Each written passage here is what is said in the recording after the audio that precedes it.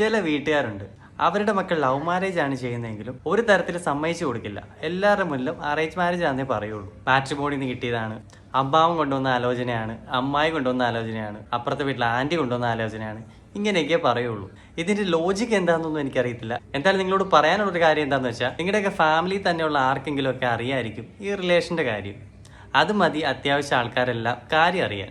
അതും അല്ലെങ്കിൽ ഈ പെണ്ണും ചെറുക്കനും ആദ്യം കാണുന്നൊരു ഫംഗ്ഷൻ, അതായത് എൻഗേജ്മെന്റോ അതുപോലെ ഏതെങ്കിലും ഫംഗ്ഷനോ, അല്ലെങ്കിൽ പോട്ടെ ഡയറക്റ്റ് കല്യാണമാണെന്ന് തന്നെ ഇരിക്കട്ടെ, ഈ പെണ്ണും ചെറുക്കനും കൂടെ ആദ്യമായിട്ട് കണ്ടുമുട്ടുന്ന മൊമെന്റിൽ തന്നെ തലയിൽ ആൾതാമസമുള്ള എല്ലാവർക്കും മനസ്സിലാവും ഇവർ തമ്മിൽ റിലേഷൻ ആണെന്നുള്ള കാര്യം. ഇവർക്ക് ഇത് ആദ്യം തന്നെ അങ്ങ് പറഞ്ഞാൽ പോരെ ലവ് മാരേജ് ആണെന്നുള്ള കാര്യം. ലവ് മാരേജ് എന്ന് പറഞ്ഞാൽ അത്ര വലിയ കുറ്റമോ പാപമോ അങ്ങനെ വല്ലതാണോ?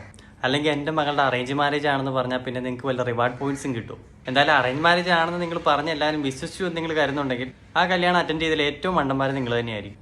മണ്ടൻ വിശ്വസിച്ചു എന്ന മൂഡിലായിരിക്കും നിങ്ങൾ പറയുന്നത്. നിന്റെ അപ്പം വിശ്വസിച്ചെന്നുള്ള മൂഡിലായിരിക്കും ബാക്കിയുള്ള ഒരു കല്യാണത്തിന് വരുന്നത്.